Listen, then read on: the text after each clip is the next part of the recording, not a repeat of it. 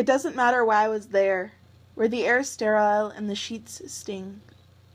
It doesn't matter that I was hooked up to a machine that buzzed and beeped every time my heart leapt, like a man whose faith tells him God's hands are big enough to catch an airplane or a world. It doesn't matter that I was curled up like a fist protesting death, or that every breath was either hard-labored or hard-timed, or that I'm either too hot or too cold. It doesn't matter because my hospital roommate wears Star Wars pajamas, and he's 9 years old. His name is Lewis, and I don't have to ask what he's got. The bald head and the skin and bones frame speaks volumes. The Game Boy and the feather pillow booms as if trying to make him feel like he's at home because he's going to be there a while. I manage to smile the first time I see him, and it feels like the biggest lie I've ever told. So I hold my breath, because I'm thinking any minute he's going to call me out on it. I hold my breath because I'm afraid of a 57-pound boy hooked up to a machine because he's looking at me. And maybe I've got him pegged all wrong, like maybe he's bionic or some shit. So I look away, like I just made eye contact with a gang member who's got a rap sheet the length of a seminar of dumb mistakes politicians have made. I look away, like he's going to give me my life back the moment I've got something to trade. I damn near pull out my pack and say, cigarette? But my fear subsides in the moment that I realize that Lewis is all show and tell. He's got everything from a shotgun shell to a crow's foot, and he can put them all in context. Like, see, this is from a shooting range, and this is from a weird girl. I watch his hands curl into cufflink and tie-tack, and I realize that every knick-knack is a treasure, and every treasure has a story, and every time I think I can't handle more, he hits me with another story. Like, see, this is from my father. See, this is from my brother. See, this is from that weird girl. See, this is from my mother. It took me 2 days to figure out that weird girl, it's his sister. It took him about 2 hours after she left for him to realize that he missed her. And they visit every day and stay well past visiting hours because for them those rules don't apply. But when they do leave, Lewis and I are left alone, and he says, "You know, the worst part about being sick is you get all the free ice cream you ask for." And he says, "The worst part about that is realizing that there's nothing more that they can do for you." He says, "Ice cream can't make everything okay. And there's no easy way of asking." And I know what he's going to say, but maybe he just needs to say it. So I ask, anyway, "Are you scared?" Lewis doesn't even lower his voice when he says, "Fuck yeah."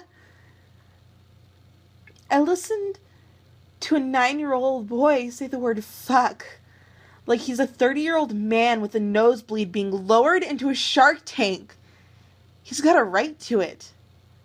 And if it takes this kid a curse word to get through it, I'm going to teach him how to swear like the devil's sitting there with a pen and pad taking notes. But before I forget that Lewis is just 9 years old, he says, "Please, don't tell my dad." He asks me if I believe in angels.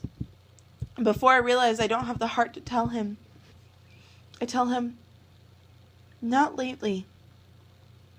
And I just lie there waiting for him to hate me.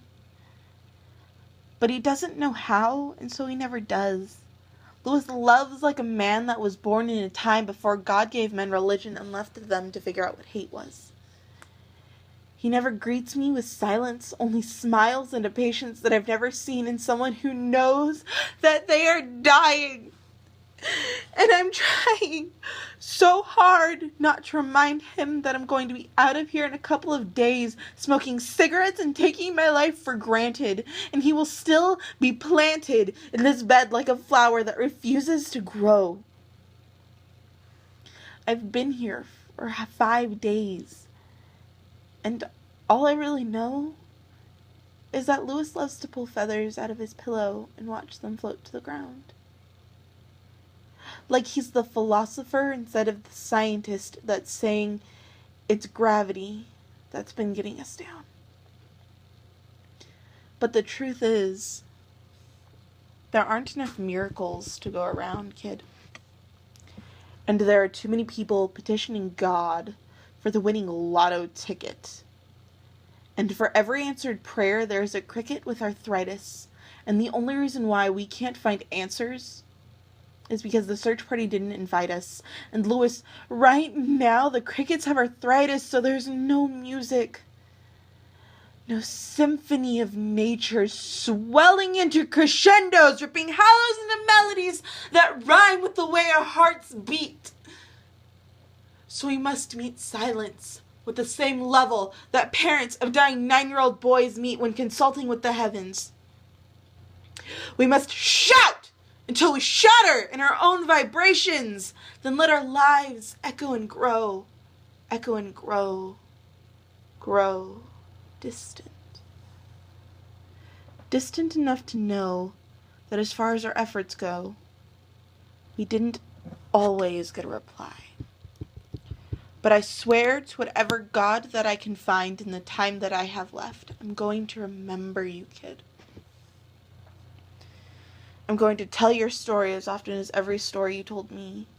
And when I do, I'm going to say, see, there's bravery in this world. There are 6.5 billion people curled up like fists protesting death, but every breath we take must be given back. A 9-year-old boy taught me that. So hold your breath. The same way you would hold a pen when writing notes upon your skin, thanking every tree that gave you that breath to hold. And then let it go.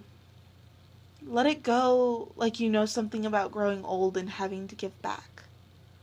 Let it go like a laugh attack in the middle of really great sex. The black eye will be worth it. Because what's your night worth without a story to tell? And why wield a word like worth if you've got nothing to sell? People drop pennies down a wishing well, as if the cost of desire is equal to that of a thought. But if you've got expectations, expect someone to have bought that same dream with a hard work, hang in, hold on mentality. Like I accept any challenge, so challenge me. Like I brought a knife to this gunfight, but the other night among the mountains, so bring that shit I've had practice. Louis and I cracked this world wide open, and we found that the prize inside was that we never lied to ourselves.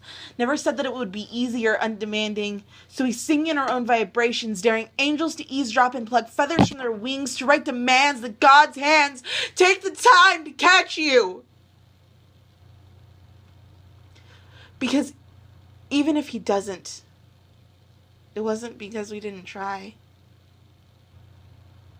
You see, I don't often believe in angels, but on the day that I left, Louis pulled a feather from his pillow and said, "This is for you." And you know what? I half expected him to say, "See, this is the first one I grew."